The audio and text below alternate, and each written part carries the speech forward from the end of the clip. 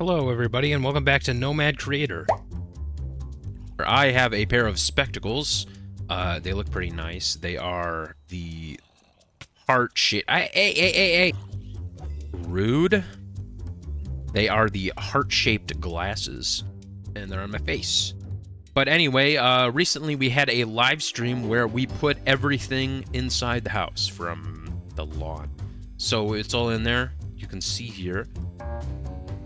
Lots of stuff. We got some books, kettle, some more stuff up here. This stuff.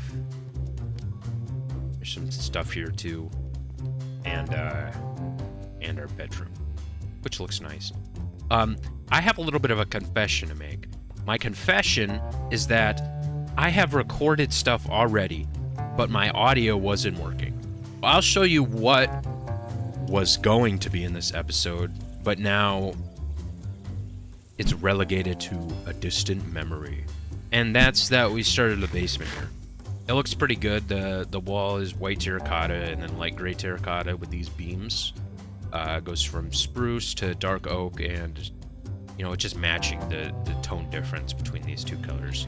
And there's like a water wheel thing here. So the idea behind this area is that mechanical power will be transferred, and this will be like our create area where we can actually get into create.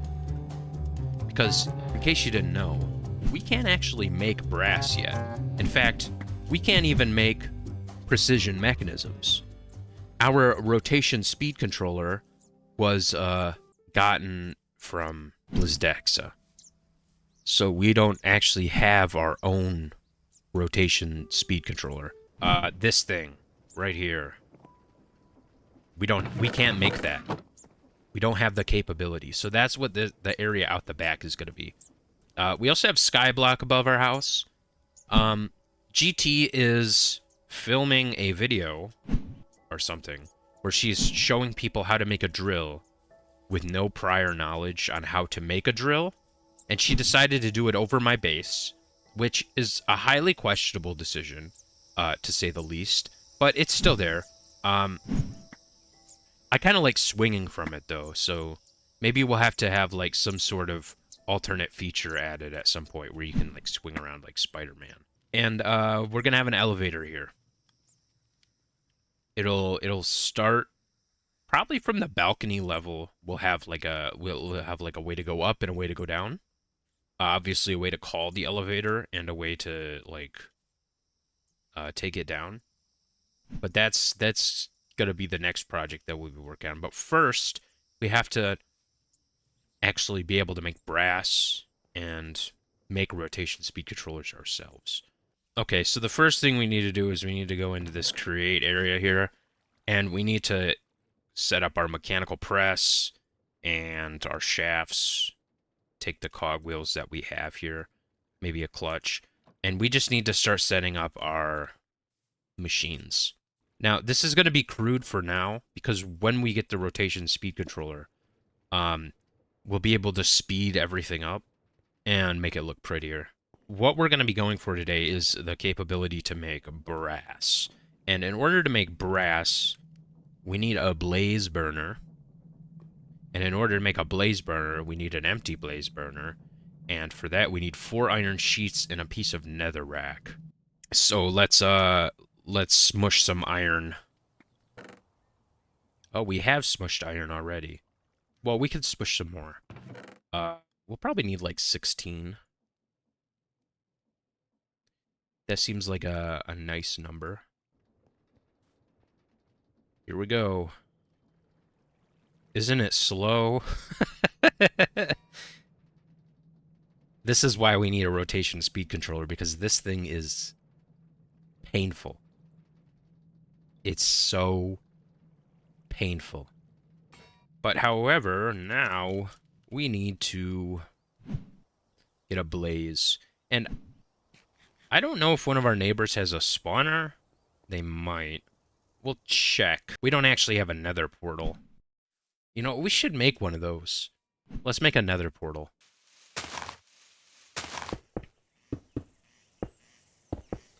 Flint and steel. Light it. And here's our nether. We need to get some netherrack. We'll just grab some. Run back and see if Fish has a... Wait, you know, we can use his portal. This is his portal right here.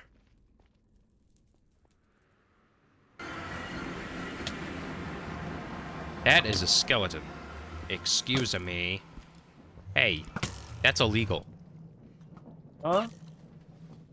There's a skeleton, in your house. Ah! It shot your bird. Oh my gosh. The good thing I have things. I'm here Situations. for... Do you have a blaze spawner? No. You don't? No. Do you know someone who does? Like a spawner or a blaze burner? A blaze spawner. I want to get a blaze burner. No. I just go to the nether fortress whenever I need a place. Okay. I'm gonna leave. Okay. Bye, Zap. Bye. Well, it seems Fish doesn't have a blaze burner. No. It seems Fish doesn't have a blaze spawner. That will not deter us, though. We will go to the nether fortress. I'm assuming it's nearby.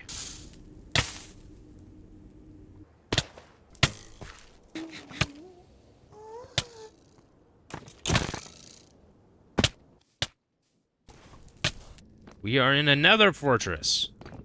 Yeah, cool. Okay, guys, we now have our blaze burner, so we can we can get started with our next create stuff. We're gonna be making brass, which means we need to set up a mixer. And we will move this for now. Actually, no, we will not move this. We're gonna put our blaze burner on this side.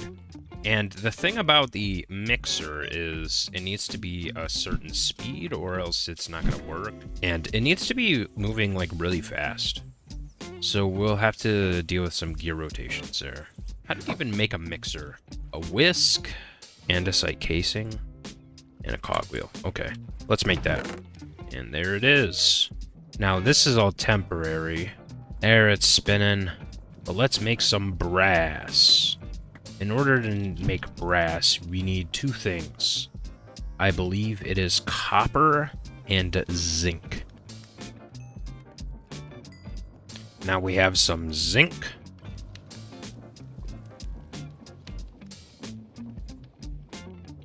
And now we just need to heat our blaze burner. And there we go. It's making copper. Brass, not copper. Copper's going in there. It's making brass. It did it already. Alright, it's finally done, and we got a stack and 14 of brass. So now we need to make precision mechanisms. And this is the hard part. A 3-step sequenced assembly system. And you'll have a 80% chance of getting a precision mechanism. After doing this 5 times, you need to deploy them with deployers. So how do we make deployers? Well, we need an electron tube, an andesite casing, and a brass hand. So let's get started on the brass hand. 4 brass sheets and an andesite alloy. That means that we're going to need 12 brass sheets and 3 andesite alloy. Way faster than last time. Still not the speed we need, though. 3 brass hands. We need electron tubes, too. Just polished rose quartz and iron sheets. For polished rose quartz, we need rose quartz, and we need to polish it with sandpaper to make it polished. And for rose quartz, we just need a bunch of redstone and nether quartz. So, do we actually have nether quartz? I don't think we do. Let's take a trip to the nether. Now, by far the most expensive part of this recipe is the redstone. We do have a lot of redstone, but it's easily going to be diminished. Because you need a quartz, and then you see you need 8 redstone. So that's a stack just for 8. That's 11. And sandpaper is just paper and sand. Put rose quartz in one hand, sandpaper in the other, and make it like this. Whoops. 3 polished rose quartz. Other way around. Awesome. And 3 andesite casings. Like this. Now we have 3 deployers. Down like this. You know, actually, it's pretty slow. I will speed this up a little bit. There we go. It's kelp driving. So what we'll do here is we'll put our 3 deployers. So it'll go through like that. And to do that, we're just going to take our mechanical power. And we're going to move it diagonally. First barrel will go right here. Second funnel will go right here. Whoops. So that should be the whole system set up. Let's get this going. Let's take these. And then how this is going to work is we put the small cogwheels here. Whoops, not like that. Large cogwheels go here, and iron nuggets go here. And then we put our golden sheets through, and there we go. It's working. So I will make a whole bunch of these, and we'll be right back. And there we go, guys. It worked. We have 9 precision mechanisms and a golden nugget because one of them failed. Now that happens occasionally. It only has an 80% chance to work. But for just 9, look how many materials it used. We had 64. There's 14 cogwheels, 14 large cogwheels, and 13 iron nuggets. So this is really not a cheap thing to be making here. This is really expensive. And we'll tear all this down. Because we have the power now. We don't need any of this. We can make it. Alright, now we just need to make a brass casing, which is made with some stripped logs and some brass. We will craft these with the precision mechanisms. So now we need to install them. We will go back here. And now we just need to connect it to the rest. And we'll just do that with some belts. Connect it like that. There we go. Do the other side. And now we're going to ramp this up to, I think 128 is a good speed.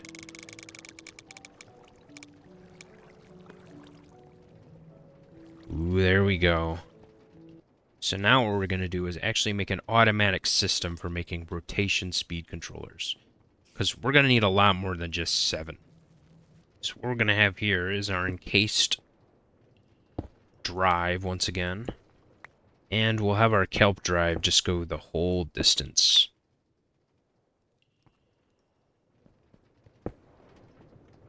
We're going to connect it to the deployers right here. Alright, let's take our brass tunnel here. Alright guys, I think I figured it out. So what we have here is, you put the, you know, I'll just demonstrate it. Put the golden sheets in here. Oh, I did the same thing that I did before. I forgot to connect it with the shaft. Okay, there you go. Put the golden sheets in there. They turn into incomplete precision mechanisms. Oh. Whoops, something seems to have happened. But anyway, okay, so I need to get more materials, but in theory, they just keep going around. They go around this loop as many times as it takes before they become precision mechanisms, and they can finally be let through this tunnel and through here. But it looks like I need more small cogwheels, and I just need to change one of these so that they're farther apart than the other two. So I'll be back when that's done. On top of making a precision mechanism farm, I also made an andesite casing farm. So this is the tail end of that clip, just finally figuring out how to make it work. Alright, now this should work. So let's test it. And there we go! Just had to do some tweaking. But it works now. Nice. Okay guys, it's been a little bit since last time, and things have been updated quite a bit. Other than just the decorations that I put on with the metal girders and installing our press and our mechanical mixer. I also fixed the problem with our precision mechanism maker not working. So under here, there is a smart observer that has a redstone link. And the redstone link goes up here, and it attaches to this andesite funnel. So if something is on the belt right here, it will momentarily stop things from coming through the funnel. So if the system is like clogged and all the available spots are filled up, then nothing will come through the funnel until nothing is on this area here, and it'll clear up. And as you can see in this barrel, I have been using it quite a bit. So 2 stacks of precision mechanisms is ludicrous. I don't know if we'll ever need any more, but if we ever wanted more, I mean, it would be super easy to get more, just expensive. I've also been running our casing farm. So in here, if you look in here, there's a whole bunch of casings. Cool. And I also added some more water wheels because we ran out of rotational power. So what's the next project now that we've got a ton of stuff mechanized here? Well, our next project, we're going to upgrade the drill. The drill is great. I love the drill. But the thing is people have been making bigger drills, like Fish over there. He has a massive drill, and you know, I just want our drill to be bigger than his drill. So let's start this. Let's make the drill bigger. We need to grab our andesite casings from in here. They are crucial for our drilling adventures. And in order to make a drill, we are going to need iron ingots and andesite alloy. We'll make a stack of drills. 1 stack of drills. Crafted like this. There we got 1 stack. Let's see if we can make 2. There we go. Let's put these on the old frame.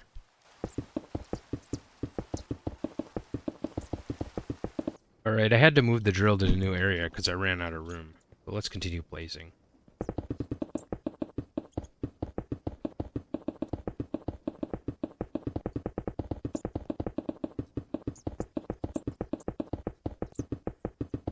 Alright, well the drill's here and it's all together, and this drill size is a 14 by 14 area now. That's pretty respectable. But we really want to maximize the size of this drill as large as we can, with Create's block limit in mind. So we'll see how big this can possibly get in the future. But for now, it's just 14 by 14. So let's test it out. Let's go drill something. It looks like we got the Strong Arms achievement. Picking up something with at least 200 attached blocks. Now here it is set up in a spot. Ready to go, so let's pull the lever and have it go down.